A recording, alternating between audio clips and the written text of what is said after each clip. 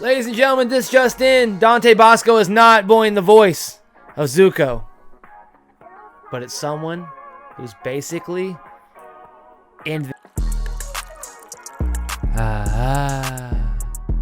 Ladies and gentlemen, welcome back to Saturday Morning Cartoons. I am Dougie McDoubles, the Marvel Master. Next to me is the DC Don Dada is Ray McFlurry II. And today we are going over Avatar 7 Haven news. Now, Ray, this is more of your rocket docket, and I'm very excited for Ray-centric episodes because you hate them. So, tell me the deets, man. What the hell is going on with this movie? Or with this? It's a movie, right? The Seven Havens? Seven Havens is a show. It's a show. Yeah. So, Legend of Aang is the movie. And this is just all news that come out at the San Diego Comic-Con. They had an Avatar Studios panel talking about all of tickets. James Gunn sent them late. Oh shit. Damn shame, dude. God dang it, Damn James. shame. Damn it, James. You know why? No address out here. It's P.O. Box. Fucking Pony Express. Yeah, it's P.O. Box stuff. They were like, I thought you were at Ray's. I was like, no, we had to separate addresses. He goes, that's my fault. I said, no, it's mine, James. Damn it, James. Yeah. Yeah, sorry. No, but yeah, so they announced a lot of stuff about the show, which we didn't know before. We kind of knew through plot leaks and some different bullshit like that. More than anything, we can kind of talk about all of the Avatar projects coming out because there's a lot of stuff. I only know about two. Okay, so there's a lot. So yes, we got Avatar 7 Havens is going to come out 2027. Yes. 2026, the theatrical release of the Legend of Aang movie will come out. Yes, this year, right? This 2026. It got delayed. Right. It got delayed. Right. So yeah, and that movie, it was confirmed by the creators, Brian and Mike at Comic-Con, that Stephen Yeun is doing the voice of Prince Zuko. With Dave Bautista being the big villain or whatever of the movie. Yeah. So it's obviously not Dante Bosco, which we knew he wasn't coming back for it. Yeah, we knew like everyone wasn't coming back, and that's fine. But other projects. It's still rough, buddy. Come on. Other projects than that, they're working on so Legend of Korra, Tenzin's sister Kaya, Aang's daughter. Yes. She's getting her own one-shot comic, like adult graphic novel comic, about her younger years, like when she was kind of finding herself, I guess, as a teenager and young adult. So she's getting her own comic line. That's sick. The second book in the Roku novel line, The Awakening of Roku, it's due to come out, I think, within, I believe, October maybe. Because they just announced the cover of it, and the cover has Gyatso on it. Young Gyatso. So that's coming out, I believe, October. Other than that, they showed some concept art for a Kyoshi Warriors mini comic series that they're doing.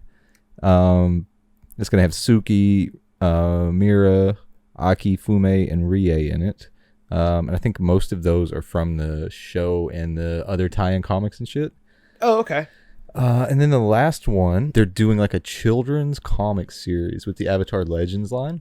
Like what? Like a kids comic line? Yeah, like a true kids. This is like how they did the DC like Supergirls, or like how something like DC Super Friends esque or something. Yeah. So all the Avatar comics have always been pretty kid centric, but this one especially is. It's called the Firebending Academy. But the interesting thing about this is it's about children in the Firebending Academy, but it's set during Avatar Sito's time. Now, who's Avatar Sito? Well, he's the fire avatar before Yang Chen. It's the oldest avatar besides Wan that we know of. So it's like 9,000 years ago or something, 900 years ago. What the fuck? It's just set so long ago. So it's like a children's comic, but it's set kind of in an interesting time where, like, if you like the lore like I do, you could probably pick it up and, enjoy some parts of the world, I guess. But what we're really here to talk about. And then there's a video game, which will. Let me see. The video game was... Okay, so the working title for it is Ice Wars. Yeah, so it's an RPG, open world, big studio video game. It's called Ice Wars. That's their working title. So it's still early in the development, but they've made significant progress on it. They said, this is the one that's set 7,000 or 8,000 years before Aang's time. Okay. So the world is a different time, and the game is before the four nations came to be. So it's a weird setting, but it's a game in progress. We haven't had a game since The Legend of Korra back on the PS3 2014 era. So I don't know, dude. This could be sick. Yeah, it just involves a little bit of water tribe origin story kind of thing. But yeah, what we're really here to talk about. Let me just get into it now. Yeah, finally. I need it, man. We're here to talk about Avatar 7 Havens. Because I'm going off the first picture that we saw was the lion, the dude in the background, and the girl with the one leg. Right. Are either of them the Avatar? So the one in the front is Avatar Pavi. And then the companion, can't remember the name, Pebbles or something. Yeah. It's kind of a... That's not it at all. And then the person in the back is an airbender named Jay. And I believe it's a man. I believe it's a guy named Jay. Okay. And they're a companion to Pavi, obviously much older than Pavi is, because Pavi is 11, I believe, or 9. So Pavi is a earthbending, one-legged Avatar. Yeah. That's sick. Twin. That's sick. Yeah, it's a cool concept. So it's coming early 2027-ish. So this will be the next project dropping after the theatrical release of the Aang movie. Okay. They didn't announce any voice acting or anything about it. It's really like the plot is kind of just little crumbs of it. Obviously we've talked about before in the previous episode with the concept art, and they talked about how it's like a world shattering event and stuff. What they said is we're not going to know what happened, and the people living in the world also aren't going to know what the fuck happened. Basically, it's going to have a big mystery element. The seasons are going to be built around what the fuck happened and why is the world like this. Okay. And they said, a weird thing they said, Mike Konitsko and Brian DiMartino, Mike said specifically he mentions that he liked Lost. He makes mention of the TV show Lost. So these whole 26 episodes over 2 seasons, 30 minutes each, is going to be just whole mystery. Kind of the Avatar is looked down upon by people for something that Korra is definitely going to get misunderstood on. That shit wasn't her fault. It didn't go down like that, but the world doesn't know now. The Avatar doesn't know. Like, it's so cool that to specifically mention Lost. Yeah, so it's just cool. Like, other little news came out. They said it's going to be 7 Havens will be 2D, but the production is adapting to changing technology. So there's going to be more CG in the animation, but it's still like 2D drawn type of shit instead of fully CGI, fully 3D animation. But other than that, we had speculated based on the concept art of what the city was in the background. Oh yeah. They said the name of the city, it's nothing we've heard of. Nothing we've heard of. And they also said in the Comic-Con panel at some point that there will be... Oh, now I'm getting my wires crossed. Either there will be mention of what's left of Republic City in Avatar 7 Havens, or the Legend of Aang movie, there will be what is the beginnings of Cranefish Town, which is what then turns into Republic City. I don't remember which one is which, but it's pretty sick. It's still not a whole lot of news that's come out about it, but not a lot to go off of. It's still yet, but at the same time, like, I'm pumped as fuck for this. Actually. Yeah, I'm interested. Yeah, because especially the concept art with Jay. Airbender with no arrow on their head, and that's their airbending companion. Like, oh man, where's the sky bison? You know, like, what happened? And it's so cool that that's built around. That's what the narrative is going to be. Is what the fuck happened? Why is shit like this? We know it shouldn't be like this. We've watched 2 shows of what it should be like. Oh, I can't wait. Dude, I can't wait. And then it's coming out 2027. It's going to be such a long fucking wait. Dude, we're going to have a hell of a run the next 2 years of movies and TV shows. Like, we're about to get Clayface, Supergirl, Lanterns, all like everything animated from James Gunn. All the Marvel stuff's coming back. Like, yep, we're gonna get Spider-Man Noir in the beginning of 2027. Probably the end of 2027 because we just talked about it, so they're probably gonna delay it a year. Yeah. Dude, another cool thing Avatar has done. I talked about it a little bit with the Firebending Academy children's comic. Yeah. It's this line they're doing called Avatar Legends, which breaks free from what they were doing with the Avatar's novels. Like they did the Yang Chen. You got a couple of those. I got all of them. I got all of them. Yeah, so they did 2 for Yang Chen, they did 2 for Kyoshi, and then now they're releasing the second one for Roku. But what they did is they're still making novels, and I'm 3/4 of the way through it now. It's called City of Echoes, and it follows Jin from Pao's tea shop when Iroh and Zuko are Mushi and Lee in the tea shop as refugees. This is the one you were telling me about that you found. You're like, dude, it's about fucking the girl from the tea place. Yeah, it's about that. And it is a great fucking book. And it weaves in with the story of the show perfectly. Like, you see Zuko in the background and shit fighting in the tea shop, and then you see her going in there, and you see how it progresses to her actually going on the date with Zuko, and then her little relationship with Iroh. And then she goes to the upper ring at one point to the Boston State University, and she's looking at the shops and shit, and she's like, oh, the 575 Society. And I'm like, the 575 Society. And I made the connection immediately, which is kind of sad. I'm like, oh, yeah, that's Sokka's from his little episode. I'm like, yeah, easy. And there's just so many little sprinkled in things like that. How like, is the, I guess that entire, is it the same line of avatars, or is that the first Legends you found? That's the first one they've released in that one. It came out like 2 weeks ago, 3 weeks ago. How is that with the storyline? Well, you know now with the entire Avatar storyline because you've seen it a million times and Ruby Tuesdays watched it with you. How is that storyline like woven together compared to the prequel book of the James Gunn Superman movie? Oh, it's so much better. Yeah, it's not a junior novel is the difference. The Superman was a junior novel. Okay. So this one is rather adult, I feel like. Is the Yang Chen novel one going to be kind of more junior novel-esque? The Firebending Academy, yeah, it's a fully kid. Let me see. I don't even know how to describe it. It's just kids. It's a child's comic. Oh yeah. But yeah, the book it's crazy because it just weaves in and out, and then like there will be stuff like obviously Jin lives in the lower ring of Ba Sing Se, right?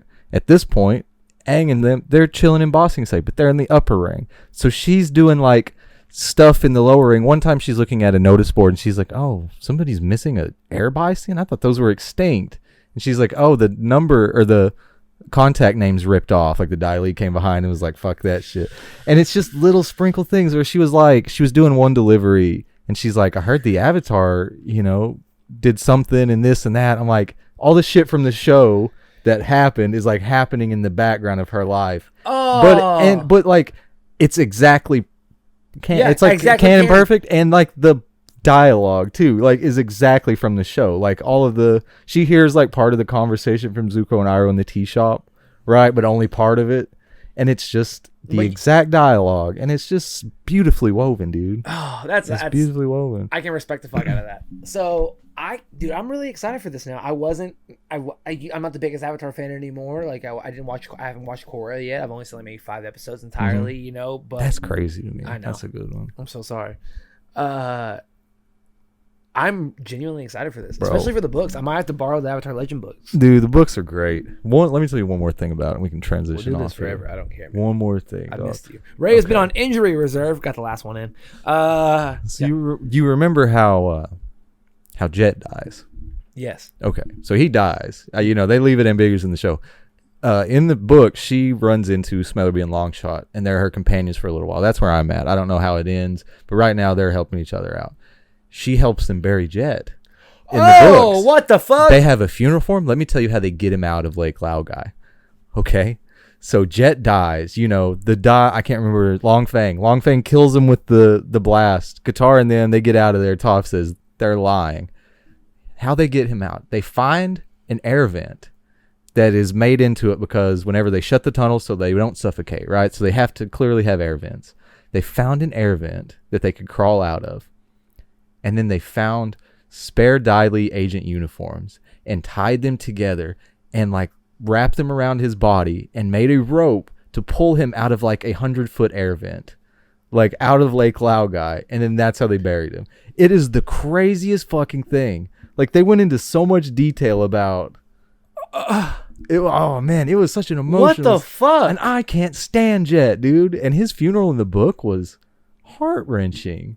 It was like, this is a character I can't stand, but Smotherby and Longshot were just...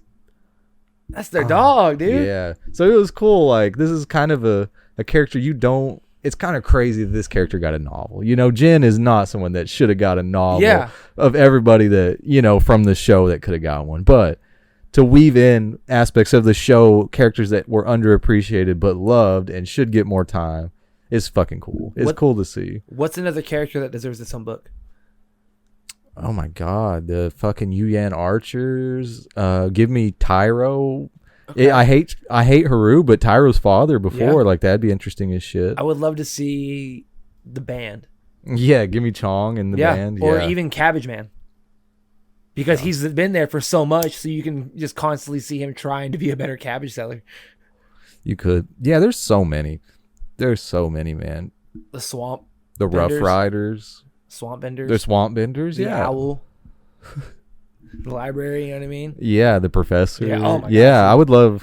I would love something even in the University of Bossing say, because that's so damn interesting in the book too. What was Boomy doing before Aang walked in? Literally. Yeah, what the hell was Boomy doing the last 100 years? Yeah. Fuck, what was he doing the last like 6 months before Aang walked in the door? You know what I mean? Because Aang's been around what, maybe a month or two before he sees Boomy? Yeah, something like that. So imagine, like, what was his life? 4 months, 2 months. Yeah. Aang walks on his door. You know, dude, first time he sings Aang. Dude, I still want to see that what the fuck moment. There had to be something, man. Yeah, dude, surely. Like, they turned the cameras off. Boomy was like, "Where the fuck did you go, dog? Hey, big dog, you owe me $40 for this sack, homie." Like, what the fuck? Gyatso said you were gonna hit me up, and R.I.P. my dog, but I still need my breads. Gosh, dang it, dude. Oh, it cracks me up. Yeah, I'm excited for the future Avatar though. It's looking bright. I'll tell you what. You know what I'm even more excited for? What's that? Superman 2. Yeah, except it'll never be Superman 2, apparently. Yeah. It's just Superman's going to have a real important role and a big part in whatever it is he's secretly writing right now. Yeah, dude, I was so excited that he teased that he's already writing the sequel to Superman. And everyone was like, "Oh my god, it's going to be Superman 2." And then you're like, and then you remember that interview and be like, "It's not Superman 2. It's just not It's not what you think it is, I promise." Quite that. Which is sadder. Yeah, it kind of hurts. Is it going to be a standalone Lobo movie? But, yeah. So let's celebrate Superman, though, because it is officially the highest grossing solo Superman movie at the domestic box office ever. What an accomplishment. Very wordy accomplishment. Yeah. But it does pass Man of Steel. It does pass Man of Steel. So Snyder Cole, eat your heart out. Snyder Cole, we're already 19 minutes into this. Eat a bag of fucking dicks, you tryhards. There we go. Sorry, dude. Said it. Sorry. I'm sorry. You know what y'all got? Amy Adams is Lois Lane. You know what we're getting? A Jimmy Olsen spinoff show already. Get fucked. Yeah, Superman's box office is great. I don't know why my voice did that. Superman's box office is great. Like, it had really good staying power. It's cut next couple weekends. Yeah. Fantastic Four, not to shit on a movie I haven't watched yet, but it had an 80% drop from its opening day. Superman didn't have a 55% drop on its third weekend. Yep. Like, it is insane, the drop off. Marvel's whole thing right now is if you don't see it opening weekend, it will be on streaming in 33 days and you can just wait and catch it. Like, you're not missing it. Yep. So, like, it's just crazy because Superman internationally did poorly, so it's not really, it doesn't look like it's doing that great. Right. But it's like all all domestic. And so it's just such a strong movie and had such staying power. It's America. And this has dropped off a ledge. It had the best opening for a movie of 2025, if I'm not mistaken, Fantastic Four. Yeah.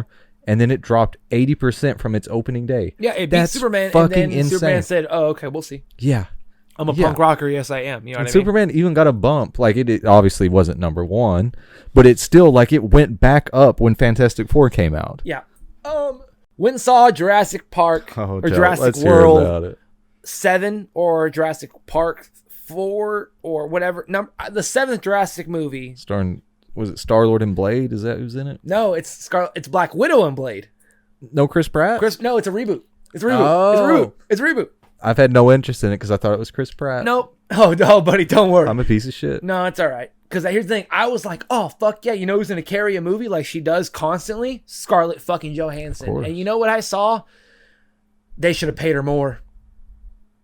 Because damn, was that movie bad, and she was the worst part of it. How so? The first 30 minutes, you can not only tell were visible reshoots, ADR, and the worst acting I've ever seen in my life. ADR is so bad for movies, dude. They Morbius'd it. in a couple parts. I remember how bad Madam Web was. Madam Web. At one point, the villain had ADR, but his mouth wasn't moving in the shot. A lot of shots like that, the mouths were moving. Like 2 times I caught, it didn't match. And then a lot of them, when there's just the head, back of the head, it was a lot of ADR. And I was just like, Jesus, fuck, dude. Ladies and gentlemen, if you haven't seen this since the first season, it's been a minute. Okay, Ray, listen, I got this movie idea. I got this great movie idea, all right? Let's hear it. All right, this family, all right? Father, divorced, okay? Obviously divorced. Of course. They talk about it throughout in the movie a little bit when they crash. The daughter's like, well, Mom's never going to let you What kind us of on divorce? vacation. How's he handling it? Is his tie loosed a little bit to show that he's not handling it very well? He takes the kids, the 2 daughters, and the older daughter's boyfriend, who's a stoner, lazy fuck, who literally says when they're shipwrecked and they're like, what do you guys want to do? And he's like, what should we do? And he goes, well, I got some weed. He goes, it's a little damp, but you smoke? Oh. And I was like, hell yeah, let him live. From now on, that's fine. That's the most realistic character. I'm fine with it. Even they're doing a fire at night, and he's like, yeah, no, you're right. I'm lazy as fuck. Like you were right about me. Like it's all right. All right. So horrible family. Okay. You know, daughter's about to go to NYU that August. You know, and what does the dad do? All right, there's last, you know, probably lost the last 3 summers. You know, they all went on vacations with the wife and her new boyfriend. You know, you know what he decides to do? What's up? Take them across the Atlantic. Midlife crisis shit. In a boat. Nope, because they've done it for years. Oh. But you can almost tell, like, he's done it, like, the past 4 years alone. You know what I mean? Oh. Or, like, the daughters didn't want to do it anymore. So there's sad undertones to it. Yeah. So then it's just like, okay. I'm so interested. Then, in a world with dinosaurs out in the open sea, you take your kids out there. You do? Why not? Oh. Why not? It's a movie. Oh, yeah. Oh, yeah. Plot armor. Okay. They don't die. I'm with you. Boat wrecks. Boyfriend's about to drown. You see it. Every other movie, the literally. pothead? Yeah. Every other movie in the world you see, he dies and drowns in that fucking boat. Doesn't drown. He lives. Then he goes to the bottom, then he like goes underneath the top of the thing. Big post, hits him. Skewers him? No, just hits the side of it. So he's still underwater because as the boat continues to go underwater fully and capsize. Still survives. Then swims. Giant mosasaur, it swims right underneath him, and while he gets back on the boat, survives. Immediate. Survives. Right. Yep. Then get this, okay? Scarlett Johansson. Apparently, I think we're not going to talk about it in the movie yet, but she's a mercenary, and she just shows up randomly in this rich dude's cab. Okay? Okay, that's how she's involved? Not car. He's like, hey, we need to extract stuff because I want the highest bidder to pay for this heart medication because it can extend lives by 20 years. But we need the 3 biggest dinosaurs. And this is all in a Jurassic World movie?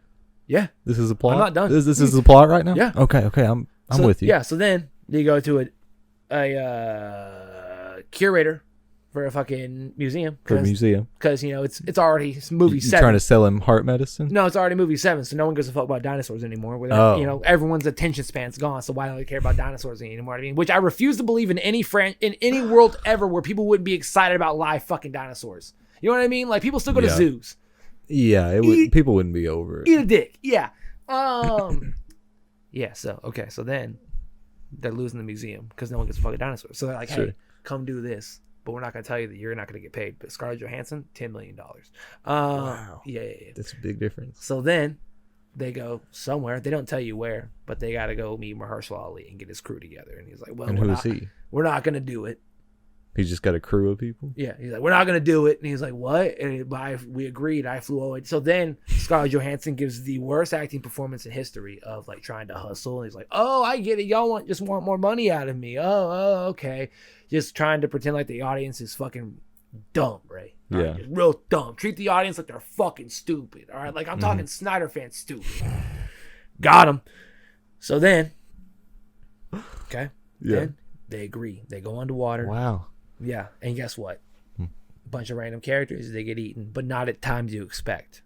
Throw the audience off. Oh, not at times you expect. Yeah, it's 7 movies. People expect like jump scares. Random guy shooting a dinosaur. One just randomly jumps on the boat and then takes a bite of him. And then the guy is strong enough to hold himself on the door, even though that's a gigantic fucking dinosaur, and then he takes him underwater. All right. Even though he doesn't care about the people. You know he's a bad guy, but you still care about him. Apparently.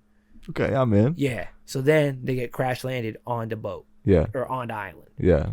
all hell breaks loose. Family jumps off in the middle of them before they crash, before anyone tells them to jump yet. So they just jump off. One falls because one guy lets him fall, and then the stoner boyfriend dives in, and then the father takes the younger daughter, and they jump off separately. Then they meet up immediately because what did I say, Ray? Plot armor. Yeah.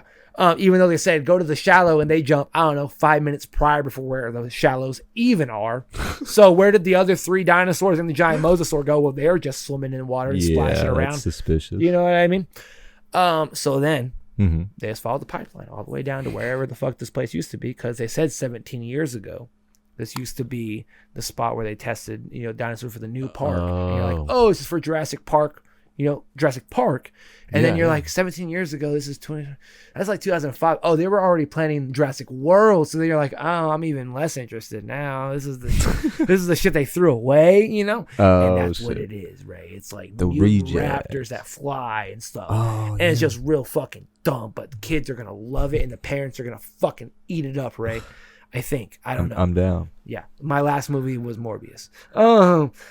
The re-release was sick. You right? We'll give you $400 million. Did you go to the re-release? Of course. Yeah, it was great, right? Everyone saw it. Morbin time. They knew what it was. It was Morbin time. Yeah, so that was Jurassic Park, man. Rebirth. And it was an absolute utter shit show. Oh, and the family survives the whole thing. Not a single family member. And they get a small, tiny dinosaur the size of one of my cats named Dolores. Why? They needed to sell toys. They just want it? They need toys. Oh. They need to sell toys.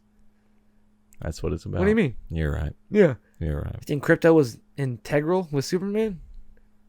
Well. Oh, that's separate. My fault. Never mind. Yeah, that's irrelevant. No, but yes. Yeah, the adoption went up 500%. So, yeah. Yeah. Ladies and gentlemen, that's been a Jurassic World What did we Rebirth. even used to call that character? Bad movie executive. Was it bad movie executive? Yeah, that was a good It's just one. me pitching the worst movies ever. Okay, ever. I got it. Here's an idea. Here's an idea. Madam Web. All 3 Spider Women, but we don't see them in spider suits. What do you think? I think Happy Spider-Man Day is today or yesterday. Yeah, dude. And they started filming motherfucking Spider-Man.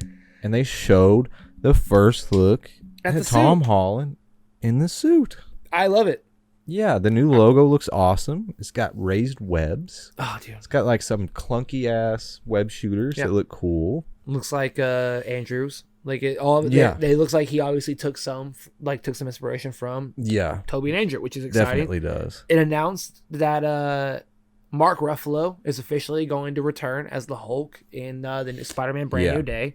Very exciting. But they announced the villains. Yeah, there's been some news of the villain. Yes, and Michael Mando is officially returning as the Scorpion in Spider-Man Brand New Day. If you guys didn't know that, he was in the first movie and when he saw it with the Vulture and yada, yada, yada with the shithole team up. But they're also adding the Tarantula, Tombstone, Boomerang, and Ramrod. Because Sony said, I guess we're not going to make movies out of these. I guess so, dude.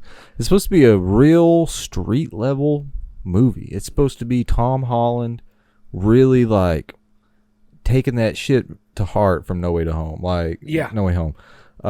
Because obviously the influences from Andrew's web shooters and then Toby's raised webbing and like there's just so clear influences from the Spideys he met in the movie.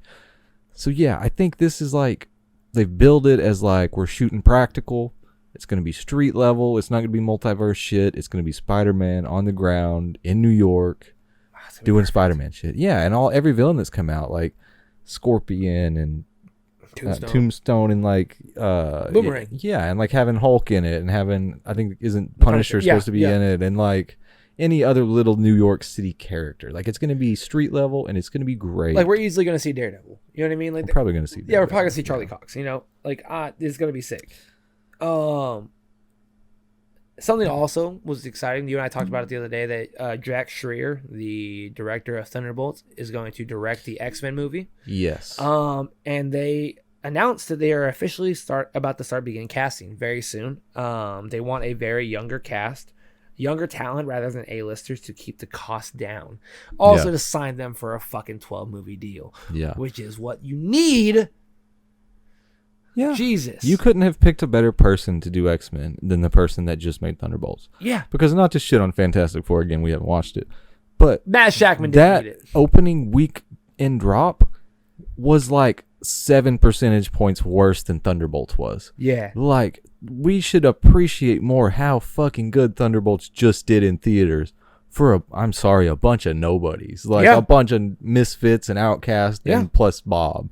You know? Plus Bob. Like, for that movie to perform what it did, you know, and like just the over time performance too was like, the word of mouth on it was crazy. Like, fantastic movie, fantastic person to be heading goddamn XMEN, because that's one you've just got to get right. I mean, you just got to get right. If you fuck XMEN up in the MCU, then it's over.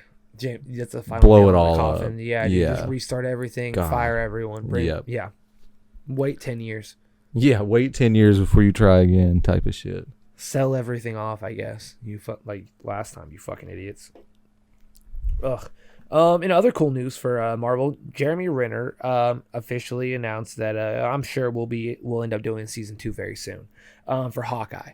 And how long has it been? Christmas 2020, 21, I think. Oh, okay. I think 2021. So 4 years. I was thinking it was a lot longer. Do you think it's realistic? Yeah. It's got to be a cheap show to make. Yeah. Surely. But better than Ironheart. Why would they make it? Street level. Vincent D'Onofrio was in it as Kingpin. That was his first introduction. Kate Bishop leads into her meeting Kamala Khan from the Marvels. Yeah. Young Avengers. That's cool then, yeah. So logically they could, but also Clint Barton's got to come back for Doomsday or Secret Wars. He's got to come back for one of them. He's got to appear in Spider-Man or something. He's in New York. He's not doing shit. You know what I mean? What is he doing right now? I'm torn. Like, I don't think... I don't know how to say this. Jeremy Renner's cool. He's a cool dude. He came back from a devastating injury. I think Hawkeye is fairly lame as a character, but he plays him really well. Yes. And I enjoy his appearances. But just knowing how cool somebody like Green Arrow is in the stuff that I do enjoy, it's hard to watch something, especially like, you ever watch Avengers Earth's Mightiest Hero, the cartoon? Yes, of course. That Hawkeye is so cool. Yes. And they don't let Jeremy Renner be that Hawkeye. No. And so the MCU Hawkeye is pretty fucking lame. I'm sorry. But Jeremy Renner's dope, you know? I understand. In certain aspects where he's been able to be cool as fuck, he's been cool as fuck. Yeah. All right, he's shown. But yeah. The first season, it was literally him. They were like, well, why do you have to have a hearing aid? And he went, and it just shows cut scenes of him getting thrown through windows. Yeah, it's all the explosions. Yeah, it's like, it's hard to tell. You know, it's just like hard to tell which one really did it, you know? Yeah. Like stuff like that. Like that's Hawkeye shit. Pretty you know cool, what I mean? Like him being old man Hawkeye, way better. He's way quippier than, you know, I think season 2 could be fine. Vincent D'Onofrio is the mayor now. You know, Kingpin's mayor. Yeah. Kate Bishop still lives in New York. Her mom worked for Kingpin. The logic behind it can still work and still be sound, I guess. Yeah, you know, I mean, it makes sense. Kamala Khan's in New Jersey, which is right across the water. Daredevil had Kamala Khan's dad in the season series. It could work. Do you think we'll get any more of that? Because it's like Miss Marvel? Because what's the actress's name? Amon Villani? Yeah. Yes. There's nobody in the MCU that loves their character more than that lady. Yeah. Like, she loves Miss Marvel so fucking much. The point where she was arguing with Kevin Feige on the universe. And then, I love that clip. Like 2 years She's prior. like, I don't believe it's 616. He's fucking wrong. Or whatever they're saying. Yeah. She was like, I think he was saying we're not 616. And then it took Multiverse of Madness for the older version of whatever her name was. Rachel McAdams. She was like, no, you're Earth 616. That's funny. Okay. That's what even though Amon Villani has been like for years, like, no, we're 616. Kevin's wrong, and here's why. I'm down for that. I respect it. Do you think they'll give her another season of her show? Absolutely not. You don't think so? But you know what they will give her? Young Avengers. Oh, okay. That's what they're going to go into. Because she already found Kate Bishop. She was like, I'm putting together a team. They're already going to bring in Wiccan, realistically, who was Billy Kaplan in the not WandaVision. Well, yeah, Wanda, but also Agatha all along. They already casted old boy Tommy, who is Speed. Okay. One of Wanda's kids. He's going to be in the Vision Quest series. So I'm sure logically they could, and they showed at the end of She-Hulk, which was fine. It was bad and good for what it was. I didn't think it was terrible. They showed Hulk coming back with his son. Oh, that's cool. He's a young Avenger. Like everyone that I've announced, they've all been Avengers or Young Avengers. Yeah, yeah. So it could work with like Cassie Lang, Ant-Man's daughter. Yeah. She's a Young Avenger. That'd be cool. Because she literally says like, "Did you know Ant-Man had a daughter?" So it's like there's, That's cool, man. Well, it sounds like they're building up to some good shit. Or they can even do some, like, how they did Birds of Prey. Mm-hmm. Do a TV show like that of Kay Bishop, Miss Marvel, and then Cassie Lang. Yeah. Like Stature. That could be great. Speaking of TV shows, yes. not to get off topic, I saw the Wakanda show that just came out. It debuted with 100% of Rotten Tomatoes, like after several, like 100 reviews. Like it had a really high score. It didn't get review bombed like the Ironheart thing did. Did you watch any of it? Not in the fucking slightest. No. It's supposed to be, what was it? It was the anthology of Wakanda. Anthology series of Wakanda. Yeah. That's pretty cool. How about if you haven't watched any of this, I'm gonna feel so much better than you. Twisted Metal new season. Have you watched any of it? I watched episode 1. Baby! That shit's great. You got something to watch tonight? That's just great. 3 episodes out. Woo! Yeah, it's really good, man. It's really fucking good. Anthony Mackie cracks me up. How good was Anthony Kerrigan? Oh yeah, he was right at the end. Yeah, his message. I'll just tell you, he's got the most beautiful hair. Yeah. Yo, it's the trailers. You saw the trailer? Yeah, it's just so off-putting. So that's all I've seen of him so far. Yeah, knowing his story as NoHo Hank and then Metamorpho, and then obviously Kerrigan has alopecia. It's very off-putting. Yeah, to see him still with no eyebrows, but the greatest. That's what it is. That's what it was off-putting, was the no eyebrows. The greatest Chris Angel mind freak lock, like yes, straight hair you've ever seen. Yes. Yeah, Ronnie Radke, you can put to shame. Radke. You know what I mean? Like the most beautiful hair. Actually, real quick, shout out, Ron. It's the best clip I've ever seen. It's just him making fun of himself, of being like, "This reverberate." Like it's the greatest thing. Fuck Ronnie Radke. Fuck that guy. Also, the show's good though, man. I really enjoyed it so far. Talked to Dad the other day. Mm-hmm. I said, "Bubba, did you hear the news?" I said, yeah, we talked about it on the podcast, I think. It's a damn shame. I said, yeah, I can't fucking believe it. And he goes, yeah. Ozzy Osbourne was a legend. I said, oh, I thought you were talking about Hulk Hogan. He goes, fuck no. It's racist. Fuck him. I said, oh, damn. He said, yeah, no, Bubba. One of the greatest wrestlers I've ever seen in my life in person. Yeah. But that's not who he was. Racist maggot. He said, what's that? He said, what's old boy? Steve Austin. You showed me with him and the cats. It's a good man. That's a good man. He said, Peacemaker. Foley, that's a good man. He's a good man. Yeah. Yeah, John Cena, that's a damn good man. Yeah. He was like, good man. Didn't like him. I said, I respect it. Okay. Yeah. I was like, but I always used to think you looked like him as a kid. He goes, I know. Oh, I can see why. Yeah, especially back then. Back then, black, he used to hang down like Hulk Hogan's. Yeah. They even made like knockoff wrestlers at Dollar General with just black hair. And I'd be like, Dad. We would buy them every single time. Hell yeah. Yeah, dude. I used to literally have a fucking wrestling whole fucking championship of just dads. I'm that dad. The daddy multiverse. It's just that simple, dude. God ladies and gentlemen, it's random news. I didn't think we were getting any more of them. But it has officially been announced A Quiet Place 3 has set a release date for July 9th, 2027. That's pretty cool. Krasinski died. I don't give a fuck, dude. I wanted Krasinski to just stay alive throughout this. And he's like, what if I direct them all? And we're like, no. But they still keep doing well. So I'm like, yeah, go ahead. Keep doing your thing. I'm proud of you. You're making all your money. Yeah, good for you and your wife. I'm very fucking proud of you. I'm disappointed you guys weren't Mr. Fantastic and the Invisible Woman. But hey, Vanessa Kirby, Pedro Pascal, shout out. That's fine. I don't care. I've honestly heard nothing but great things about Vanessa Kirby. Yeah, I've heard she's the heart of the movie. And she's like the leader of the I'm actually excited to watch it. Yeah. I'm ready to get paid again so we can justify going to see it. Yeah, we'll go next week probably. Yeah, definitely. Yeah. Ladies and gentlemen, I hope you enjoyed this podcast episode because I know I have. Oh, I don't know if we talked about it last episode, but Coyote versus Acme got approved. It's back. Oh, yeah. I really like their panel. It was a really... Maybe a little bit. It got a release date. It's coming out.